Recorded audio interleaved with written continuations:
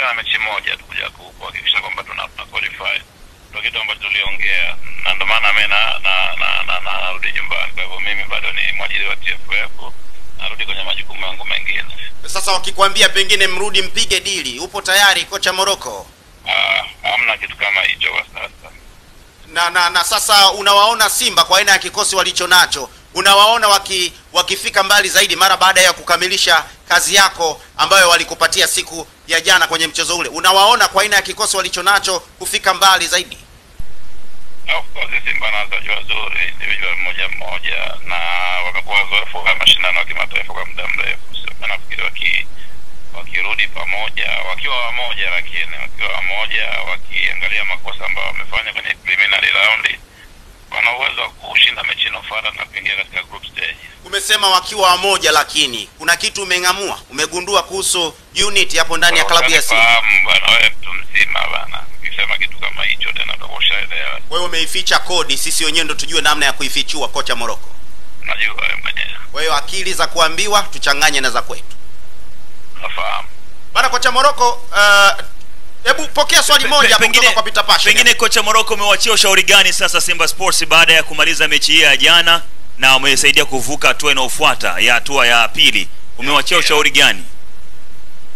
Jamsikia. Anakuuliza umewaachia Simba ushauri gani mara baada ya hatua ya jana kuqualify? Umewapa neno gani la busara pengine ama neno kama la usia? Nini wakifanye? Nini wafanye? In general kama team sio? Ndio. Kuna vitu vingi vya kuadapt haraka zaidi ili kuweza kuwa timu bora na muda mchache. Kwa hivyo nitajaribu kuandika short report alafu tena watajua nini wanaweza kufanya. Ila kwa usajili waliofanya unahisi watu wanao, ila tu wawe na umoja. Kocha Morocco, lakini Morocco kwa kumalizia hapa umezungumzia intensity. Kapotea.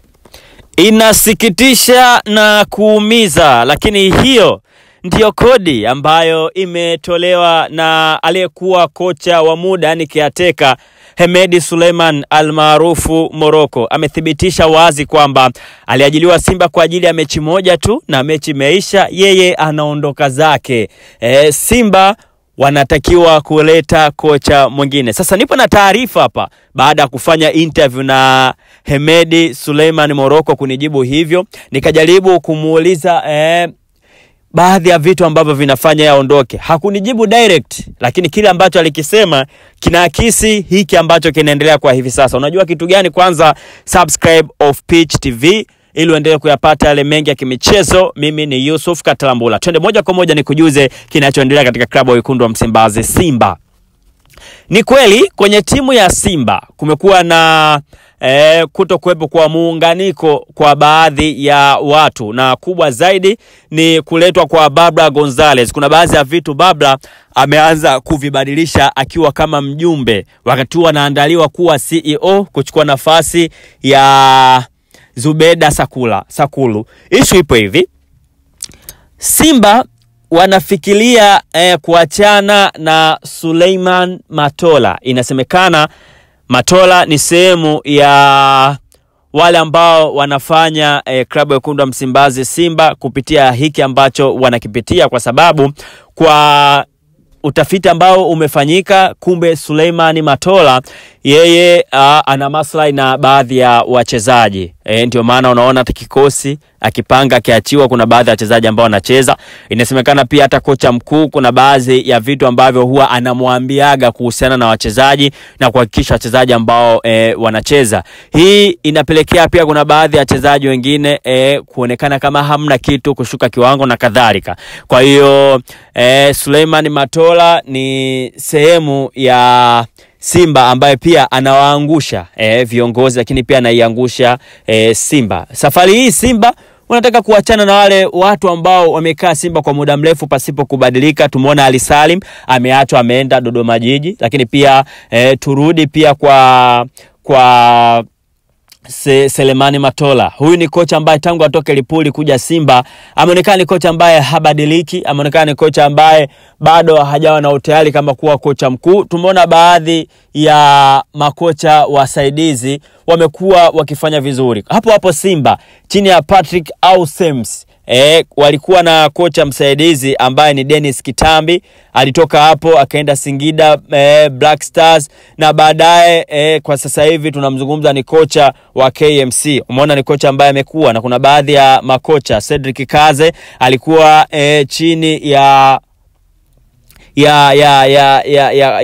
kocha Nasiruddin Nabi, tumeona naye akaja Namungo. Kwa unaona ni makocha ambao wamekuwa kikaa kama kocha saidizi na kuondoka kwenda kufanya kazi sehemu nyingine. Lakini kwa Suleiman Matola inaonekana kama ni mchezaji ambaye ni kocha ambaye ana maslahi kidogo na baadhi ya wachezaji, na ni kocha ambaye wanaamini pengine labda makocha wengine wanashindwa kufanya kazi uwepo wake. Kwa hiyo taarifa ikufikie popote pale ulipo ya kwamba klabu ya wekundu wa Msimbazi Simba hipo mbioni kuachana na kocha Suleimani Matola, na inaelezwa kuwa klabu hiyo ya Simba imefanya mazungumzo na kocha mkuu wa JKT Tanzania Ahmad Ali ili kumuongeza kwenye benchi lao la ufundi kama kocha msaidizi. Simba ipo tayari kumpa ofa rasmi kocha huyo na mchakato uendelee aweze kuamua ili Simba imalizane na JKT Tanzania, na mambo yakienda kama walivyopanga atajiunga na timu haraka na kukaa benchi katika mechi yao ya ligi dhidi ya Namungo. Kwa hiyo unaweza ukaona kwamba Simba wanamchukua kocha huyo sio tu kwa bahati mbaya, bali kutokana na ubora alioonyesha. Huyu ni kocha ambaye ni mzuri sana kwenye kujilinda, ni kocha ambaye anao uwezo wa kuzicheza mechi kubwa. Ameprove akiwa JKT Tanzania. Tumeona kwa namna gani Young Africans alistruggle kucheza dhidi yao, Simba alistruggle kucheza dhidi yao, Azam pia alistruggle kucheza dhidi yao, pasipo kuwasahau Singida Black Stars. Kwa hiyo ni kocha ambaye ana approach nzuri kwenye kuziendea mechi kubwa, lakini pia ni kocha ambaye Simba wanaamini ni wakati wa kubadilisha upepo, kwa sababu Suleiman Matola amekuwa hapo kwa muda mrefu lakini bado hawakionyeshi. Pengine labda Simba baada ya kumsomesha Suleiman Matola wanatamani naye aende kufundisha timu nyingine ili wamwangalie, je, anaweza kuwa future coach wa baadaye. Kwa hiyo Suleiman Matola kuna timu ambazo zinatajwa huenda akaenda huko. Inasemekana au JKT Tanzania wanaweza kumchukua Suleiman Matola, lakini pia kuna baadhi ya timu ambazo pia hazijawekwa wazi ambao pia Suleiman Matola tayari ameshafanya mazungumzo nao. Kwa hiyo muda wote Suleiman Matola anaweza kaondoka katika kikosi cha wekundu wa Msimbazi Simba. Pengine labda haukumsikia vizuri kocha Suleiman Hemed Moloko kile ambacho amekizungumza. Huyu hapa msikilize, lakini wakati huo wewe una nafasi ya kushare nasi kwa kutuma voice note ama kwa kujirekodi video fupi ama ndefu, vyovyote vile ukatutumia kwa njia ya WhatsApp, sisi tutashare nawe. Je, ni namba ipi ambayo unaweza ukatutumia hiyo video yako ama voice yako? Ni 0711659593 0711659593. Tutafute sisi, tutashare nawe maoni yako. Kwa mengi zaidi subscribe Future Video yapata mengi ya kimichezo. Mimi ni Yusuf Katalambula. Bye bye mpaka wakati mwingine tena. Nafikiri wale Gabon ni timu nzuri. Ukiona kama haina organization lakini ni timu moja nzuri na ngumu kweli. Ni na wachezaji wazuri, committed, wachezaji wanataka kushinda, na especially ambao timu ambayo inacheza na Simba sasa hivi. Hata kuta watoto wadogo kama hivyo wanaleta challenge. Kwa hivyo ni timu ambayo inajaribu kucheza mpira, hakuwa na mbinu zaidi tu, lakini nafikiri ni timu nzuri. Kwa walikuwa wanaonyesha ile intensity yao. Kitu ambacho kikubwa kwao kilikuwa ni spirit. Walikuwa na spirit. Lakini walikuwa ni timu ambayo inacheza mpira. Hatukuanza vizuri. Baada ya dakika 20 za kwanza walikuwa wao wako juu, lakini tuliporudi katika mchezo tukajaribu kumanage. Ilikuwa na stiza za jiwango, jaribu kumiliki sana mpira. Tulikuwa moja ya weapon yetu kubwa ilikuwa ni kumiliki mpira na kutafuta space. Kwa hivyo haikuwa rahisi, lakini nafikiri tulijaribu kumiliki mpira, tuliscore goals.